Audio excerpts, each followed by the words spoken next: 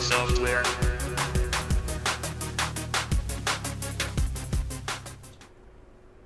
Welcome to a special vlog here on the MCG and Bitcubes Gaming channel. I'm here with different announcements from both aspects due to the reason that the virus are quarantined over the whole world and different other kind of actions and events are happening around. The bad news is that I cannot go outside, so I have a lot of time on my hands. The good news is I have a lot of time on my hands. Due to these both reasons, I've been working very hard, for example, on the Starcraft plugin. This plugin has a lot of updates the past week, for example, and it's growing and growing again. Many people already ask what is gonna come into the plugin itself. And to be honest, there is a lot coming into it. I'm currently working on a disaster system that allows you that when you launch your rocket, for example, and the system is enabled, there is a tiny chance that you made a mistake and your rocket explodes. And well, those are basically the things you can think of, or a meteor shower out of nothing on an enabled world. Those are configurable and those are being added as we speak.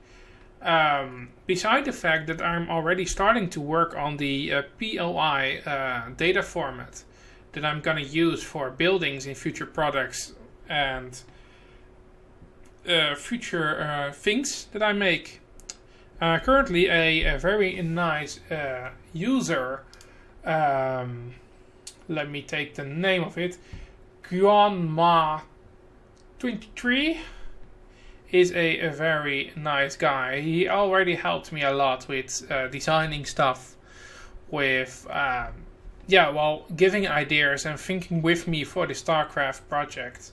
He also provided one of his designs, his builds, a abandoned space station, and that's where we come to the POI system, where basically the worlds are gonna generate POIs, basically abandoned buildings, abandoned pods and such around space or different worlds. I'm currently thinking about how I'm gonna implement those POIs into the system. Especially due to the fact that many POIs use a different world for generating. So in this case I need to have a feeling and I think that the POIs, how they are configured, will be outside of the world settings file, due to the reason that if I put it in there I need to load a lot more into memory than I want to. And some people have low memories on the servers and I want to be able to provide this plugin as well for them.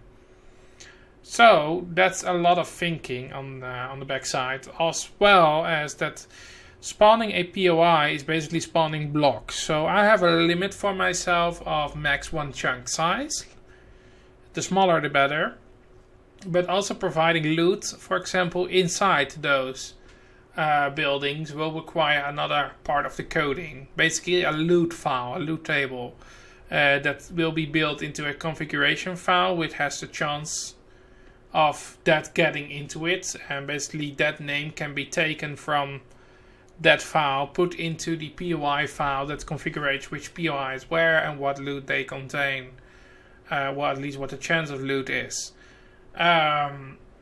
Beside the fact that that's good news, the Minestore also got an update that the input changed.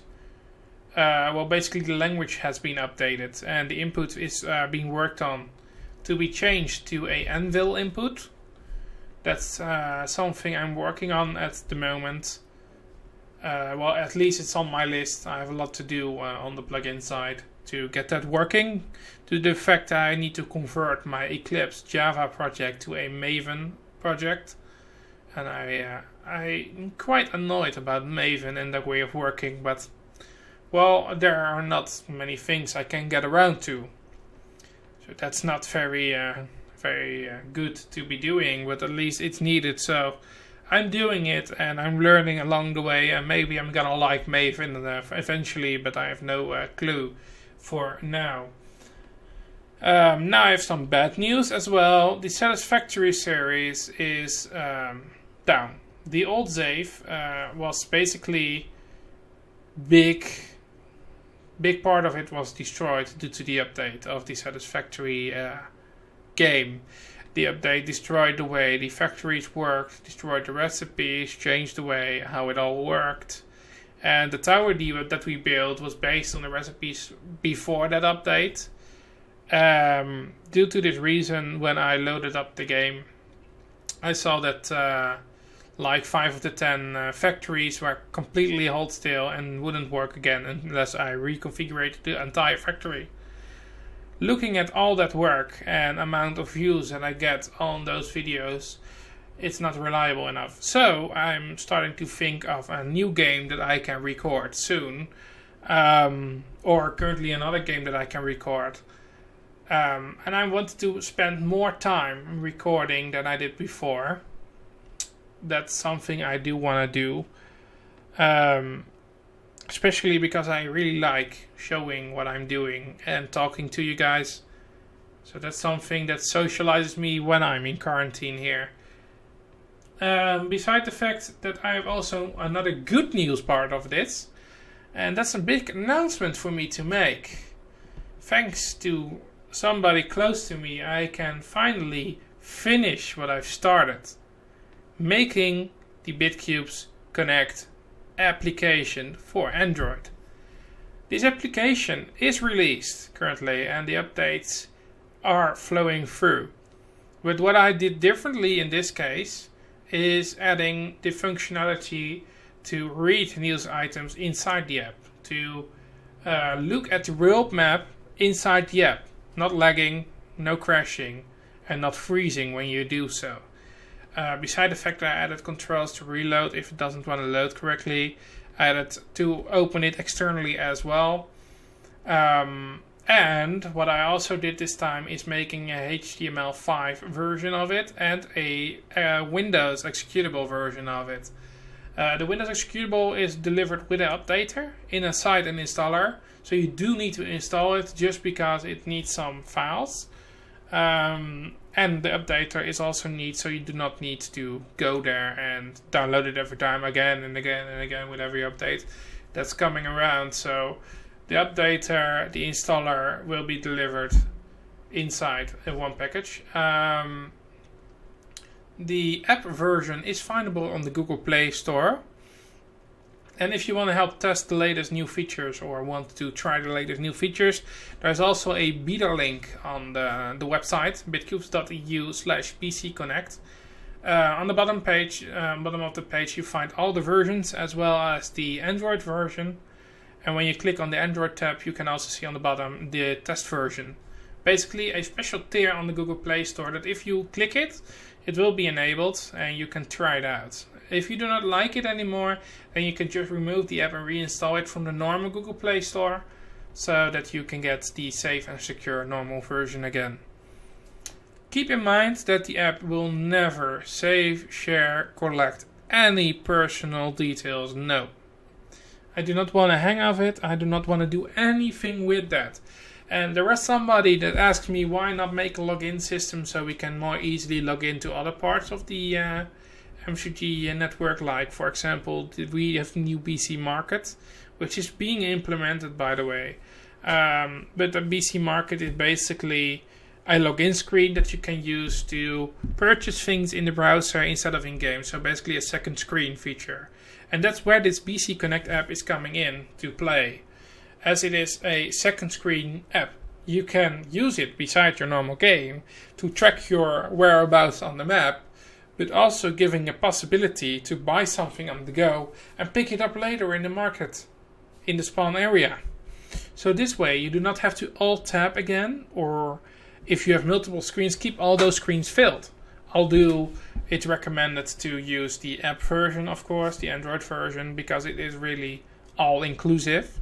The Windows edition will open a new page when opening a website part of the app. So basically, normally when you click in the Android version on the world map, it shows the world map directly in the app. And there is another page, of course, the BC Mart that's coming up in the update. And yeah, basically those things on Windows Edition will open your browser with that page to show it more nicely on your Windows screen instead of cramped in a small space on your screen. Something like that.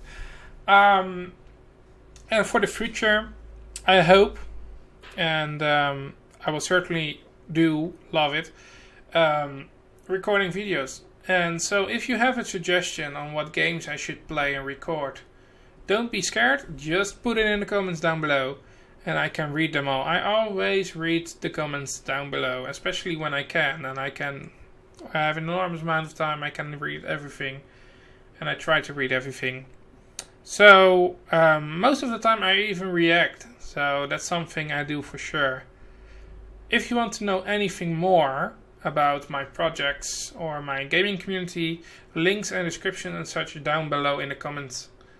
Yeah, give a like, subscribe if you want to follow more about me, my plugins, my projects, my games that I play, all of them. Just subscribe, and I will see you all in the next one. Good luck!